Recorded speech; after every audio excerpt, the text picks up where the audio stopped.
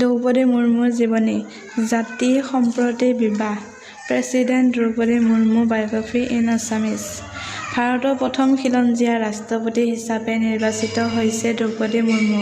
তেওঁ ভাৰতীয় জনতা পাৰ্টীৰ প্ৰাৰ্থী হিচাপে ৰাষ্ট্ৰপতি নিৰ্বাচনত অংশ লৈছিল। আজি এই লেখাটোত আমি ভাৰতৰ 15 সংখ্যক ৰাষ্ট্ৰপতি দ্ৰৌপদী মুৰ্মুৰ জীৱনী সম্পৰ্কীয় কেইবাটাও তথ্য লৈ আহিছোঁ, আপোনালোকে চাই থাকক।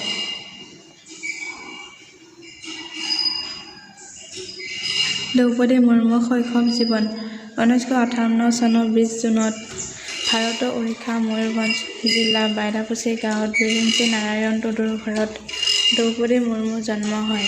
পিতৃ বিৰঞ্চি নাৰায়ণ টুডু গাঁও মুৰব্বী হোৱাৰ বাবে দ্ৰৌপদী মুৰ্মুক সৰুৰে পৰা ৰাজনীতিৰ লগত পৰিচয় কৰাই দিয়া হৈছিল। লগতে গাঁৱতে প্ৰাথমিক শিক্ষা গ্ৰহণ কৰিছিল।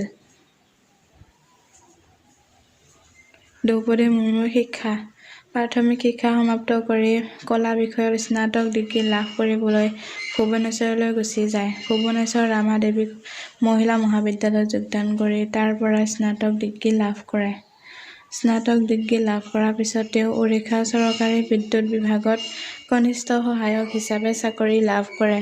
1979 চনৰ পৰা 1983 চনলৈকে তেওঁ তাত কাম কৰিছিল। তাৰ পিছত 1996 চনত ৰায়ৰংপুৰৰ অৰবিন্দ অখণ্ড শিক্ষা কেন্দ্ৰত 3 বছৰ শিক্ষক হিচাপে যোগদান কৰে।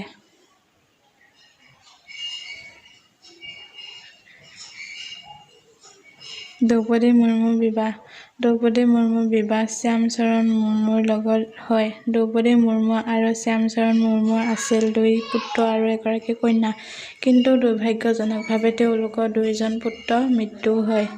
দ্ৰৌপদী মুৰ্মুৰ ৰাজনৈতিক জীৱনত 1997 চনত ৰায়ৰংপুৰ নগৰ পঞ্চায়তৰ কাউন্সিলৰ হিচাপে দ্ৰৌপদী মুৰ্মুৰ ৰাজনৈতিক যাত্ৰা আৰম্ভ হৈছিল।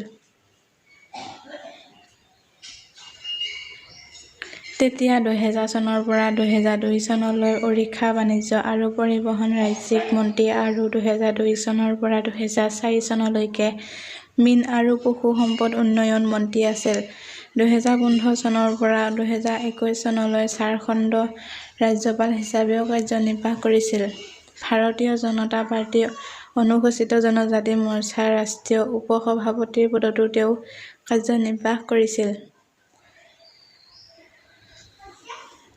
ৰাষ্ট্ৰপতি হিচাপে দ্ৰৌপদী মুৰ্মু 2022 চনৰ ভাৰতীয় ৰাষ্ট্ৰপতি নিৰ্বাচনত বিৰোধী প্ৰাৰ্থী যশৱন্ত সিনহাক পৰাস্ত কৰি দ্ৰৌপদী মুৰ্মু ভাৰতৰ প্ৰথম খিলঞ্জীয়া ৰাষ্ট্ৰপতি হিচাপে নিৰ্বাচিত হয়। ৰাষ্ট্ৰপতি নিৰ্বাচনত NDA ৰাষ্ট্ৰপতি পদৰ প্ৰাৰ্থী হিচাপে অংশ লৈছিল দ্ৰৌপদী মুৰ্মুৱে। বিপুল ব্যৱধানত জয়লাভ কৰি তেওঁ ভাৰতৰ 15 সংখ্যক ৰাষ্ট্ৰপতি হিচাপে নিৰ্বাচিত হয়।